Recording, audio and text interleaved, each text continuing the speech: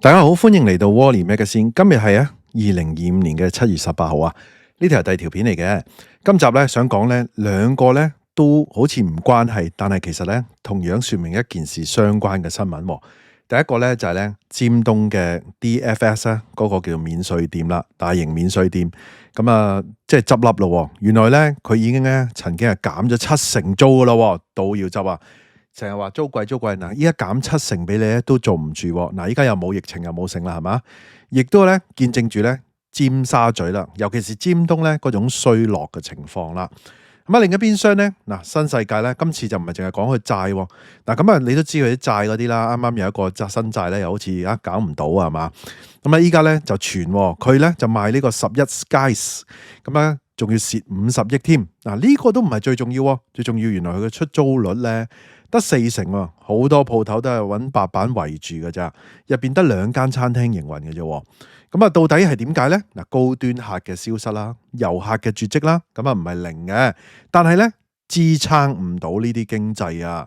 咁啊，見到呢兩個現象，咁我哋去片啦，就同大家講下呢兩個新聞啦，同埋呢繼續討論啦。喺開始之前，希望大家免費訂閱我頻道 ，subscribe 我 channel，comment like 同埋 share 埋俾你朋友啊！如果可以嘅話咧，免費 join 埋我 Patreon 作為後備。行有餘力嘅話咧，可以喺 Patreon 嗰度咧每個月請我飲咖啡嘅噃。另外咧，我有一個最高級別嘅會員，咁啊有額外嘅內容啊，敏感嘅議題同埋一啲付費嘅內容俾大家嘅，多謝大家。咁引述翻咧星島頭條嘅報導啊，DFS 尖東嘅店咧結業咯。咁啊結業潮咧係咪席捲香港咧？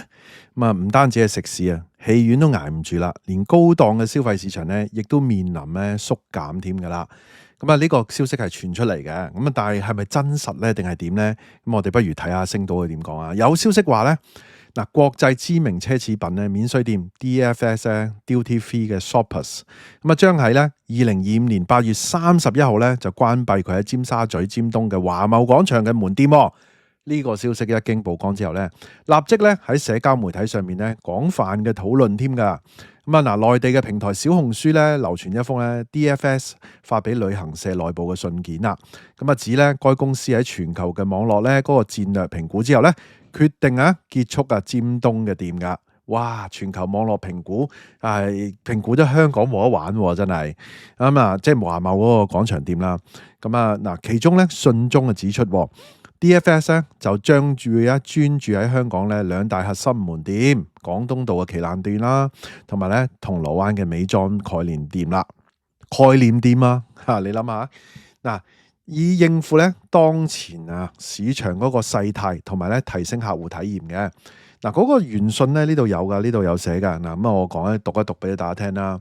嗱，僅此通知啦，基於全球門店嗰個網絡戰略嘅評估結果，DFS 嘅集團咧決定喺2025年咧8月31號咧就關閉呢個 DFS 嘅尖東店。咁佢哋嘅尖東店咧成為咧佢哋集團嘅戰略佈局嘅重要支點嚟嘅。然而咧，當前呢個市場嘅勢態迫使佢哋咧要重新調配資源啦。鬼咩？尖沙咀依家變咗空城嘛。其實咧，我之前都有拍一條片，尖沙咀嘅情況非常之惡劣㗎。咁啊，唔單止呢度啦，尖東更加衰啦。你諗下1881都已經剩翻2間店，全部執晒，團滅，好誇張啊！嗱，咁啊，佢話咧，佢會聚焦發展香港2大核心店啦。頭先講咗啦，唔重複啦，唔直接讀佢呢個啦。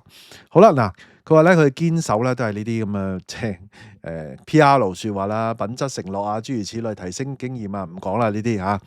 嗱，咁啊，再講翻呢個啦。其實呢家有呢個通告咧，似乎佢都係執噶啦。你有埋 logo，有埋剩係嘛？嗱，根據公開資料咧，DFS 尖東店其實喺2007年咧就開始已經租用華貿廣場部分嘅樓面噶啦，去到咧2014年咧大規模擴充添噶。咁啊，面積咧大概係5.7萬尺噶，咁啊屬於咧尖東最大型同埋咧最貴租嘅免稅商店嚟嘅。嗱，翻查資料咧，該店咧嗰個月租咧曾經高達咧690.7萬噶，加上咧疫情期間咧遊客稀少啦，人流減少，導致咧該店咧面臨咧巨大嘅盈利壓力啦。喺2020年嘅時候咧，有消息傳出咧 DFS 喺華貿即係簽下一啲叫可加可減嘅租約，如果客流咧唔達標咧，可獲得減租，但係同時咧如果人流增加咧，月租可以增加到咧828.8千嘅。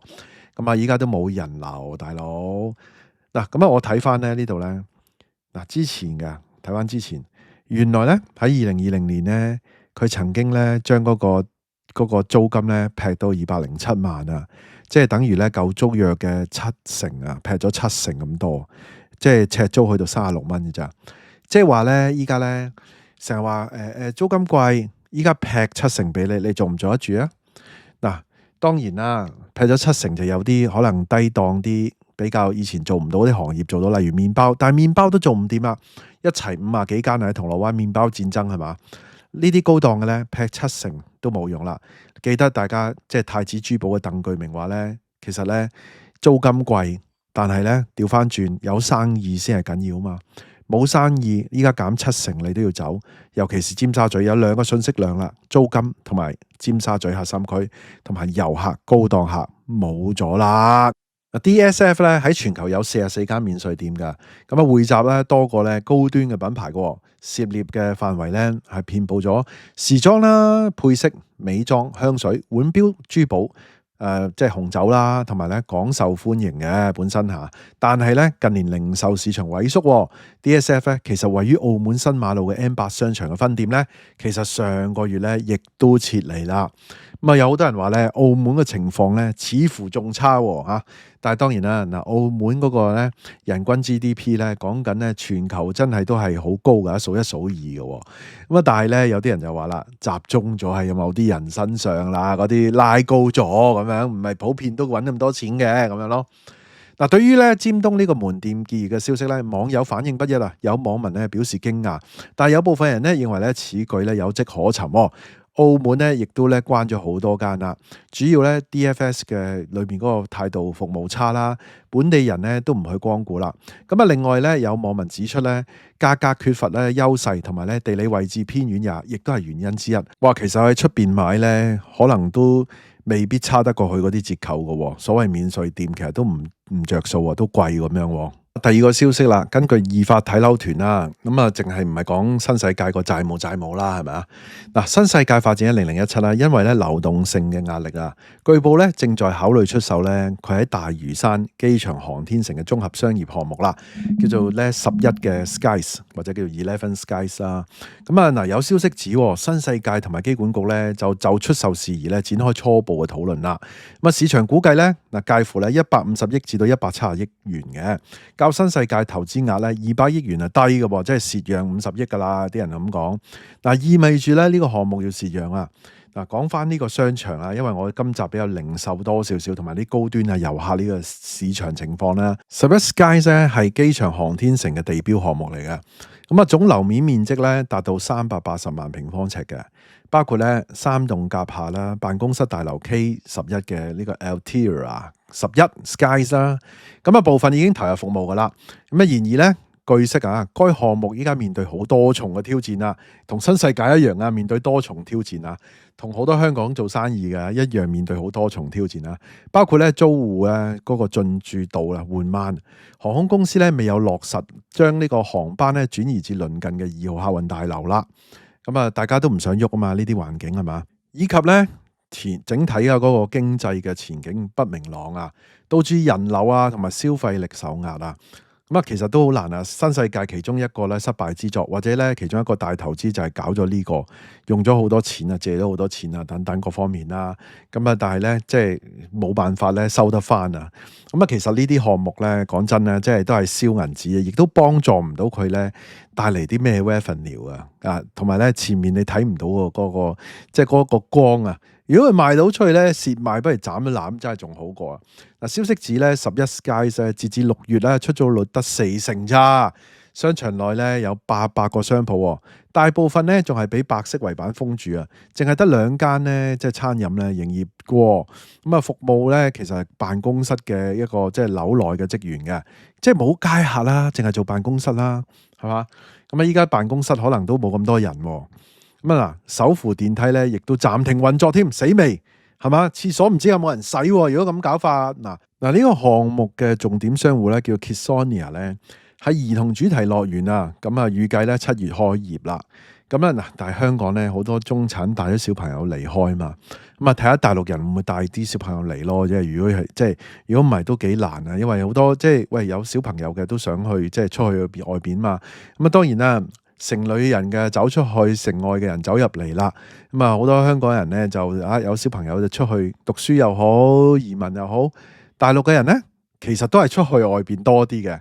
啱啱我睇咧，哇！原來中國人咧喺美國買物業好誇張啊，買得好癲好癲好癲啊，多過喺香港啊，仲要 cash buy 喎7成啊，嗰個都值得一講啊。咁啊，下一條片咧，或者係睇下有冇機會啦嚇。咁多香港片都未講得切。咁啊嗱，繼續講翻啦。為咧首批零售商鋪咧，最快咧年底先會投入服務啊。嗱，新世界咧去年曾表示啊。其實咧，我想講咧，年底投入服務咧，唔知頂得幾耐喎？有冇人流先係嘛？依家咧，連出邊核心地區嗰啲咧都吉鋪喎，核心商場咧都要降級消費喎。我本來都想講埋㗎。嗱，希慎嗰度咪有個 free coins 啊，18蚊買日本嘢啊，係嘛？都要降級，都要賣平嘢啦，即係嗰啲10蚊店咁樣喎，類似係嘛？都喺希慎喎。咁你諗下佢係咪免租半年，定係好低租，定係點咧？咁你依家呢度仲要偏遠喎，邊個去咧？係嘛？人哋出邊都咁難啦。嗱，繼續講翻啦。咁啊，新世界表示啦，娛樂設施咧將於明年嘅第二季咧陸續開啓噶。其餘嘅零售、餐飲啊，同埋專業服務咧，咁啊會配合咧機場航天城嘅整體嘅發展嘅。預計喺2025年第4季咧開始分階段咧投入運作啦。咁你要大家睇下2026、2027香港係咪好轉啊？遊客係咪嗰啲全部嘢翻晒嚟啊？香港翻嚟啦咁樣，咁啊成日同我講 IPO 啊、銀行股升啊嗰啲，幫唔幫到呢啲先？幫唔幫到呢啲先？咁啊，即係好得意啫嘛！你即係譬如有個人佢患咗肺癌啦，咁啊個肺梗係有事啦，患咗肺癌可能第3期啊、第2期啦。咁你同我講佢隻眼冇事喎，咁啊係咪應該我都唔知點樣回應係咪先？咁呢個身體指標要睇好多樣嘢嘛。李少波都話啦，好多咧依家就係一個危險就係咧，你一個香港一個就好似一個身體啦，好多指標好多問題出現，大家咧關注個問題去討論個問題，但係咧當我討論個問題嘅時候咧，你就話隻眼冇事喎，而家講緊肺癌啊嘛，係嘛？咁啊死啦！咁唔通要樣樣嘢都有事咩？咁同埋係咪隻眼真係冇事咧？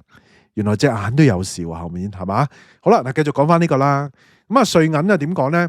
瑞銀咧早前啊就指出，原來咧11 Skies 呢個項目涉及到咧係叫做咩或然負債。咩叫或然負債咧？原來咧新世界咧自2028年起咧需要每年啊向機管局咧保證啊最低租金嘅分成18億元噶，即係咧你冇咁多收入，你都要俾去18億噶每年。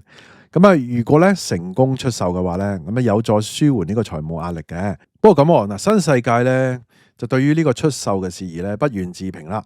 機管局咧則回應，對於咧機場城市嘅發展咧充滿信心啦，並強調咧一直與新世界保持呢個密切嘅溝通。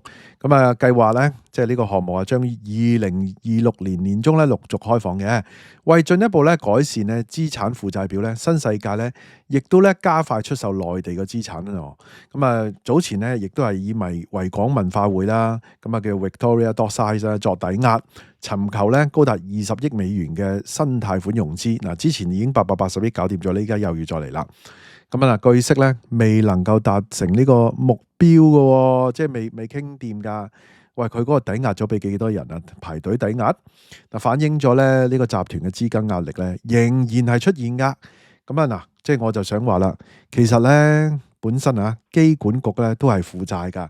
啱啱之前好似都係史詩式咁樣發債，我都講過一條片㗎，可以喺我 Wall-E Magazine 嗰度咧打咧，即係機管局發債，你就知道啦，都係咧，大家咧都係咧，債務新世界啊，都係。